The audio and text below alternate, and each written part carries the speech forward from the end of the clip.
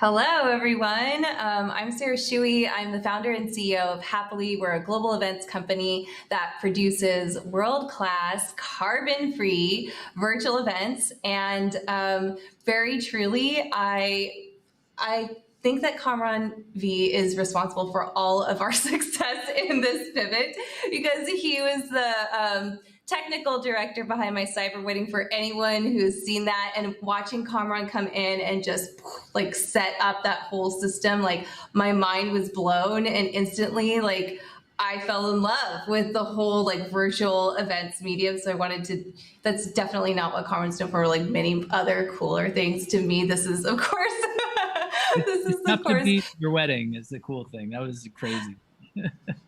I know, and you know it's yeah, but and also so Kamran was introduced to me by Ali, the executive director of Dublab, and Kamran also sits on the board of Dublab with me. And Dublab was called the best internet radio station by the Guardian. Whoop whoop! And Kamran is one of those people who.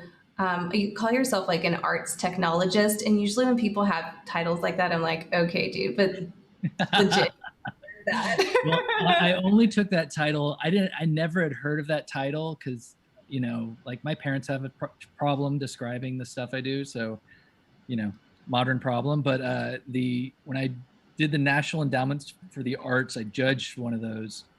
They just listed that after whatever. So I was like, oh, okay, that makes sense. Oh, it was given to you. Yeah. So I'll take it. Yeah, that's lovely, and I think that's great. I mean, I think that's right because I feel like you use technology in an artistic way, and like you put ideas before the tech, which is something that and then you like mash it around and like you make it work somehow.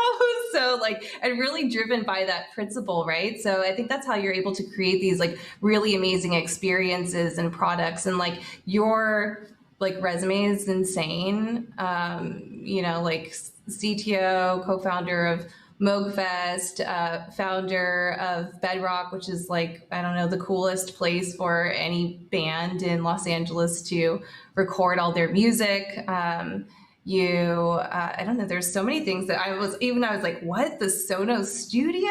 Like, what's that? You co-created that? And then I want to talk with you a little bit more. We've all been living in this like digital world, and even though you're like a master of the sort of like virtual space, you've been leaning a lot into analog, which I think is really interesting. Makes a lot of sense. I've been seeing there's this new app out right now that's like an app all for like walk and talks, and I'm like, who needs that? Like you could just get on the phone with people, right? But I think that but it just sort of shows you that like people are looking for, different ways to connect with media that is more, tangible. The return and revival of vinyl over the past decade or so, like definitely like points to that. I want to show like what PHONOCUT is like really quick, and then have you have you tell us what this is. Yeah. Because this is the latest product you're building, right? It is, yeah. I was fortunate enough to meet the guy who saved the last Polaroid factory, Doc Capps. He's responsible for saving, analog photography on some level. And together with another guy, Flo Kaufman, who does these machines for professionals, and another guy named David Bonnet, who is responsible for Web 2.0, basically. He did GeoCities back in the day. We made this device, which is a home vinyl recorder called PHONOCUT. With one button push, you can cut a record in real time. And this technology is something very complicated. It seems very simple, but there's a reason why it never really caught on in the past. And we've made it very simple and done some things mechanically, not just sort of using digital technology. There's actually hardly any digital technology in it, but mechanically able to do something quite difficult. I mean, that's, as you can see on the video, that's actually a diamond cutting into the plastic. Whoa. And all of the audio is completely analog. that black part there, the cartridge, it actually comes out, which is something, completely innovative. And what's inside of it basically are two mini speakers called transducers. And what they're doing is they're shaking the diamond to the sound wave, and that's what's cutting into the disc. So it's pretty fun little device. Wow, that's insane. I mean, it's a beautiful object. It like looks like Apple made it, and like so kudos on the design. And this is so cool. Like to be able to. So this is something that anybody can like buy and then put in their house and record their own vinyl. Yeah, well, it's pre-order right now. We're delivering. Our estimated delivery is this winter, this coming winter.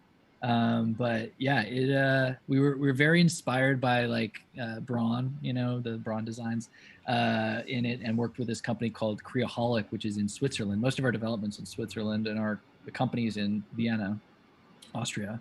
And Quadraphonic was founded by the inventor of the Swatch watch, the co-inventor of the Swatch watch. So yeah, they're amazing. I mean, they mostly do medical devices these days, but this to them was amazing. But motors, like sort of imagine robotic arms for surgery, like some of that thinking is actually embedded in the way this works. So we actually work with a vendor that does the software for those types of robotic arms. So it's pretty exact.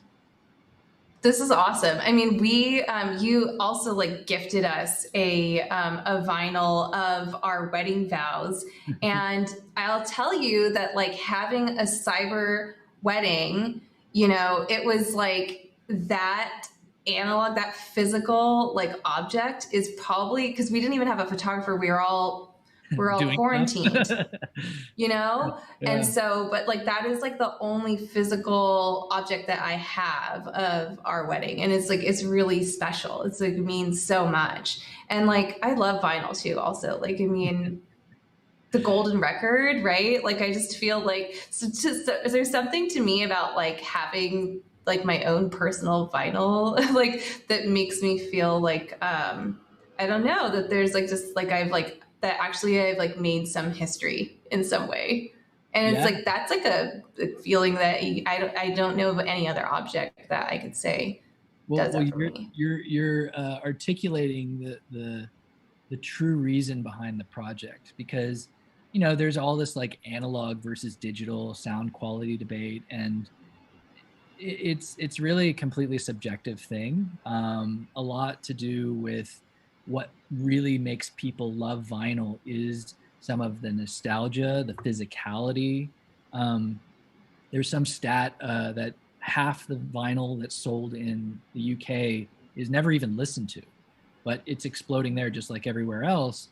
And it has to do with not just the audio on it, which obviously is incredibly important, but it's what all the music and everything about it means to someone, whether it was you got it at a show or that a friend gave it to you, or it's your wedding or whatever. You may listen to that, I don't know, not as often as you listen to music on Spotify, but you see that and you know that, and it means something to you more than that Spotify stream may mean to you. So that's really kind of the concept of it, is a really great high quality device that can do the things that you want from a technical level, but putting it in a package of something that means something to you. And that's what brought me sort of back to analog from being a very digital person in my early career.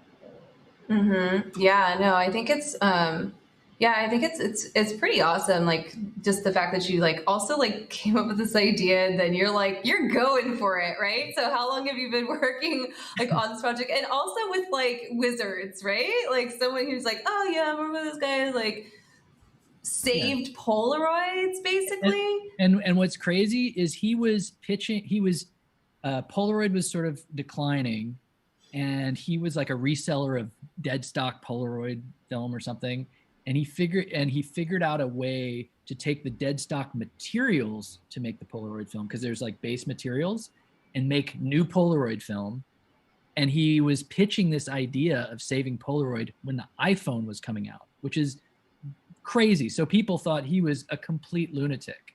And, you know, it's one of those things that, you know, Doc is a visionary like that. So when I met Doc and David and Flo, you know, we were very fast friends, and it's been now, they were messing around with it maybe 3 years ago or so. And I got involved maybe, I don't know, maybe like 8 months, 6 months. I can't remember how long after they were messing with it. They had sort of like worked on the proof of concept and some different things.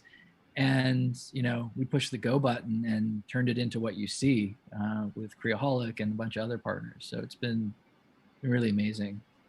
It's really cool. It's like this, like, okay, so everyone like has been talking about how we're like the next generation, or our current generation that we live in now, is an experience generation, that we don't want things or objects, we want experiences. But like, this is an object that creates and also archives like an experience. It feels like it's like a very like specific kind of like experience tool in a way, and like the actual use of it is an experience like over and over again. So I don't know, I think it's genius. I'm very excited about this. And like I also want to talk a little bit about the quadraphonic, because the quadraphonic experience that you basically have also kind of like revived. I feel like, at least for me, I feel like I didn't know about it like until you brought it back. Coco knew about it. He was like, oh, like, oh yeah, like geeking out on Suzanne Ciani, right? Yeah. But would love to hear like for you to share a little bit more about that as well. Yeah. So when I was working at Interscope Records, I was in the new media department, which in the early 2000s, that was basically the miscellaneous department. So any new formats, any web stuff, you know, I was doing everything from, you know, encoding MP3s, like I was telling you, for executives like Jimmy Iovine, because it was 5 different applications to encode an MP3, and then to put it on a server was its own challenge. So I would do stuff like that, or I had to make up the video streaming specifications for, you know, all of Universal at that time, for contemplating dial-up and all of these things. But you know, it led to things like ringtones and mobile everything. But there was a moment that it was new formats, and one of those new formats was surround sound albums. So I was very, very fortunate to produce records that I loved, which was like 9 Inch Nails, The Downward Spiral we did in surround sound, Beck's Sea Change, Beck's Wero, and then 9 Inch Nails with Teeth, Snow Patrol record, a Keen record, a Sting record. It was like amazing. Wow. Like I was Cool. very happy to do it. So I was the producer for DVD audio or SACD or whatever the format was. I would work with the producers and engineers, and I noticed doing that, the creative people involved had a really tough time translating their work into surround sound. And when I met when I was doing Moogfest, we talked to Suzanne Ciani, and we brought her back from, you know, she was in the late 60s doing avant-garde quadraphonic synthesizer music on the Buchla machine, which was quadraphonic before there was a quad or surround format at all. It was, the device was quad. And when we brought her back, we recorded it, and she had randomly never released a spatial record ever. And because of my past, I started thinking about it, and I had this epiphany when she told me, like, quad is musical. And it brought me back to the moment where I noticed the creative people working on 5.1 records had a tough time. And I realized that if you just remove the center channel and remove the sub from the 5.1, it opens up your mind. And, you know, technology has evolved so much that many people have like a B set of speakers or an interface with multiple outputs. And I realized that quad was really a workflow process to get to spatial music. And it was that bridge that was missing. It was always these massive leaps to do whatever the new technology is. And even today, Dolby Atmos is a spatial technology that can go up to 128 channels. The bridge to get to that is, you know, hundreds of thousands or millions of dollars in equipment, many, many hours of process. And it's very confusing, even though this technology is great.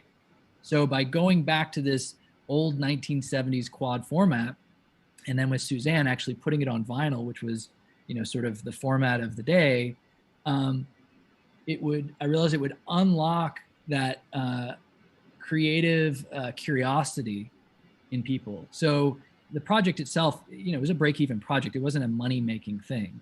But to me, it was all about like opening up these possibilities. And then through Dub Lab, which we are on the board of and love, I was able to get a grant with my friend Brett, who actually program a plugin that allows anyone to make quadraphonic vinyl or quadraphonic anything. You can actually, this very chat could be in quad if we were using that plugin, or Spotify, it can be in quad. It's regular audio in the end. So that was this epiphany, it was more of a workflow thing and more of a creative thing instead of a tech thing. And that, I always get in my own way with the technology. So that was, for me, very exciting that I got out of my own way. So it was great.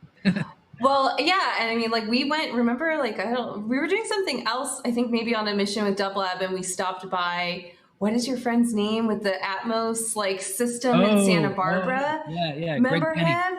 Greg Penny, he was so cool. And like, he was like some Atmos like consultant, and he had like 20 speakers and like let us hear like Elton John and Atmos and like all these things. Is like amazing. Yeah. And it actually like you feel the music in such a different way, like when the music is actually like coming at you in very, like you can hear the instruments and the notes and the ranges in a physical space, in a physical environment.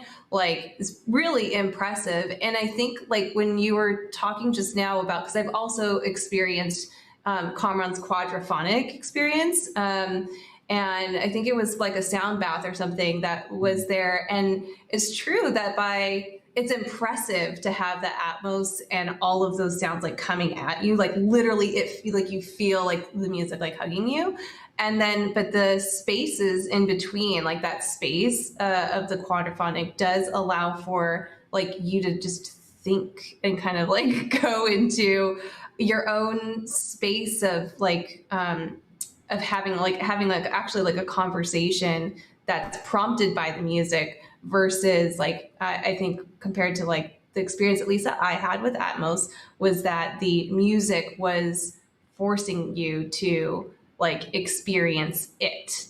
Is that like, is that like, I don't know. It's like, that's actually, I'm just sharing, everyone's going to have their own musical like sound experiences, and that's the joy of it.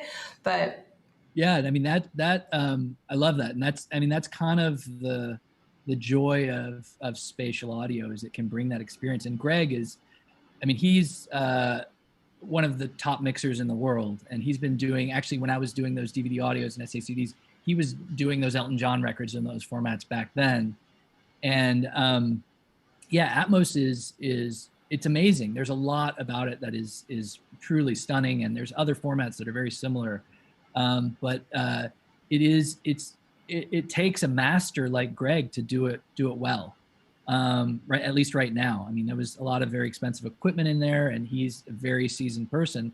But what's interesting about spatial audio is whenever you hear a song, on Spotify in stereo, the mixer is actually trying to like carve out space for all of the things that are coming at you. And the second you pull it out into more speakers, it gives the music more room to sort of breathe. So there's less, carving to deal with, right? Mm-hmm. And it gives it more space. It feels more real. And, with things like Atmos and even 5.1, there's very much like this sweet spot that you want to have as a listener. So you have to sort of sit in the middle. And it's better in Atmos than it used to be in 5.1. But with quad, it's another thing that Suzanne revealed to me is she actually, on a creative level, anticipates the distance and that you're not necessarily going to be in the sweet spot. And just the idea that you would be maybe in one corner at her show and hear in a distance that other speaker, that is creative intention. And that space that is created is a part of it. And so that's part of the epiphany, is like not try to make it perfect for everyone in a sweet spot, is really anticipate that this is an environment. It's not a sort of clinical experience, Mm-hmm. Yeah, I mean, like, okay, well, and like, no offense to like Greg, because I adore Greg, and Yeah. like after that experience, it was like I was like, okay, master, like Yeah. anything you ever want from me, anytime you ever like want to invite me to like dinner, I am so there. Like, and you like bow, right? Like it's Yeah. Yeah. amazing, but like, but it is the difference because you just like you experience the master of a production, right? Versus I think with the quadraphonic, what happens is like it is more like it is like for it's like an art experience where like an abstract art, more like an abstract art experience, where you have to color in the lines, right? And then like you create it yourself. It's really quite beautiful. And I think that for, for the people that are like, there's people watching this, and my community is event, experienced designers. And everybody's like, like, how do we come back? And, how do we do it safely? And also, how do we do things in like a much more like creative way? And even I've been like telling folks, like, don't forget sound, like in the virtual space, right? And also, like, I hope that there's like, this conversation has opened up lots of ideas. It certainly has for me, on like how you can bridge a virtual space and an in-person space, like utilizing sound and positioning of those things. And I'm curious, because you're also an experienced designer, because also on your resume is the executive producer, like not founder, but executive producer of the Echo Park Rising Festival, which is like the best music festival in LA. And the like, I'm just curious, like, what you think about the future of like experiences and like audio in experiences, like, and how do you feel about VR, AR, and like all of that kind of stuff that people talk about? Like, what do you see, maybe three to 5 years out from here? Well, that actually, referring back to the quadraphonic thing, that was part of the epiphany too, was um, in order for things like VR and AR to be good, um, as you pointed out, the sound really is a big part of the experience. I can't remember that there was like an experience at one of the malls out here that was like dinosaurs or something. It was this amazing VR experience, but the sound was not spatial at all. And it really took you out of the experience, even though on every other level it was stunning. I think they eventually evolved to doing like Star Wars kind of experiences with it and things like this. But I realized that the reason why it wasn't good is, one, it's always the last thing that's thought of. But two, it's also something that people aren't practicing. And with anything, the reason why these spatial formats never take hold is because, unfortunately, it just stays with people like Greg that are being paid really amazing fees to do this. But if the bedroom producer isn't practicing it, then it doesn't matter. So with the quad stuff, with Quark, the plugin that I made, the idea is that it's sort of little compromise. Like, you can make your music in 4 channels, but this plugin folds it down to 2 so that you can put it up on Spotify, put it on vinyl, put it on YouTube, put it on whatever. And that way you're not having to redo everything, which is what Greg is having to do with those Elton John records. And once you have made your music in space, in quad, it can then be used for things like VR experiences. Even for independent film, what they do is they take stems of your music and remix it in basically quad, because they put the dialogue in the middle. And if you just give them a quad track, one, you have more creative control, and two, you just save them several $1,000s of mixing. So your track is maybe a little bit more likely to get licensed for that TV or film. So again, it goes back to this process and practice. And for things like VR to really make that impact, whether it's on the sound side or the video side or whatever, it takes that working class practice. And I met this guy through Clubhouse yesterday that did Second Life back in the day. Do you remember that app? Yeah. He's working on something now called High Fidelity. I think it's highfidelity.com. Oh, I've been hearing about this. Yeah. And it's kind of like a Clubhouse-esque thing where there's these sort of Yep. clubs or rooms or whatever, but it's in spatial sound. So it mimics the act of being in a room with someone, and like in the corner you can hear other people chatting, but they're sort of off in the distance, and it's spatialized so you kind of hear them behind you or whatever it is. And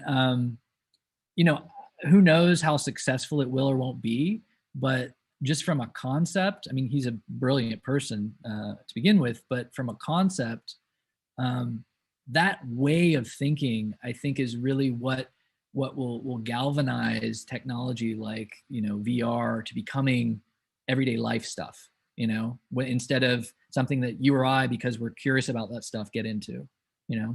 I want my mom to get into it, for instance. That's when it's a real thing. Yeah, I mean, it makes sense. I mean, like Dolby, like 5.1 became a really big thing, right? So it seems that, you know, that I think the jump is probably like, well, what the, you know, jump is like actually getting people to experience quad in an environment where they walk in expecting to interact with the sound, you Yeah. know, versus and be like intentionally like listening, right? And I think that that really does like change, that really does change things and creates that new habit, right? So I'm Yeah. looking forward to doing a quad experience with you, like when we're back. Anytime. It's gonna be Anytime. fun. Okay, well, I want to like double plug like all the things, like, you know, tell everybody like how to. So wait, we have to pre-order PHONOCUT. Yep. Have Coconut pre-ordered it? I have to talk to him about this. Probably not. And then I think he was like, maybe I could get one for free. We're Well, always like angling. yeah. It's the scrappiness in us. But yeah. So PHONOCUT is Kickstarter. It was Kickstarter, so we raised about €500,000 on Kickstarter, and now it's pre-order. It's still discounted, not as much as it was on Kickstarter. It was like less than €1,000 when it started, and you know, now we're selling it for €2,500. So the final price will be €3,000. Yeah. Okay, yeah, I was like, dude, we should have bought it at that price then. Well, stupid. But so then, okay, but so wait, that's still a really good price because and does that come with like, how do you, like, I don't know, now I want to know like little things about like, do you get like blank records? Like, is it easy to reorder all that stuff? Yep. Yeah. So you get 5 blank discs with it, but we actually manufacture the discs as well. That's a whole other massive undertaking of the business, is making those very specific discs and distributing them in a way where they're easy to get. So that's another piece that we've been working on. So yeah, we do everything: the discs, the machine, and yeah, it's moving along. We've surprisingly, through the pandemic, pre-sold a lot. I mean, you know, instant gratification is a thing because of Amazon, and people really believe in what we're doing. It's been amazing. We have a retailer in Berlin called Dussmann that has us. They're like the largest book and music seller in all of Europe, they say, and they have us in their storefront window. And people, cute! That's awesome. Yeah, people come up there and they can make a record. They have one of our prototypes, and they're paying €25 just to do that, which is on a prototype, which is incredible to me. So we have a lot of. Oh wow! So they're like actually like making a little business like out of having the PHONOCUT like in their book and record shop, and then they're like, oh, bring your MP3, and then we'll make you a vinyl out of that. Whatever, you can plug in anything. You plug in your phone, a computer. Oh right, we did it with the phone. That was awesome. My waterfall. I always like record waterfalls, and I took them off of my voice memos, and that was awesome. Yeah. Interesting. Okay, cool. So we just go to phonocut.com. Phonocut.com, yeah. Okay. And then what's the next, like, or what's going on with like the Quadraphonic? Like, what's the next thing that we should be like staying in touch with? So we just did a call for Quadraphonic work where I had a bunch of amazing partners and sponsors that people could submit their Quadraphonic work and get it reviewed by Suzanne Ciani and Laraji and Timeboy and Laura Escudet and Laraji. Oh yeah, he's amazing, and Craig Leon, and so that review panel is reviewing it now. But we're gonna come out with a Windows version at some point. You know, this is like a weekend warrior project, so it takes time. And I've been talking with a lot of consumer electronics companies because playback is still challenging. You know, if you have an old Dolby decoder, it'll work there or whatever, or the custom devices that I made with the Suzanne record, but my goal is to get that math, which is only like 100 lines of code, into a Sonos speaker or into your Tesla or into whatever, you know, the Amazon Echo speaker. So I've been talking with a bunch of different companies like them and others to give away the math. I mean, it's all public domain, and this is a nonprofit project. So yeah, so that's sort of what's next with that whole thing. And I have a few records coming out this year with some badasses, so it'll be fun. Okay, so look, but you keep your website up to date, right? CYKIK Sidekick. Okay, so Yep. we'll make sure to like put that in the comments and chat and stuff so that folks can find it. Kamran, it's always a pleasure. We miss seeing you in person, but thank you so much for coming and having a chat with me, and congrats on all the like cool stuff. Thank you. See ya. Thanks everyone for joining. Hopefully see you next week. Bye.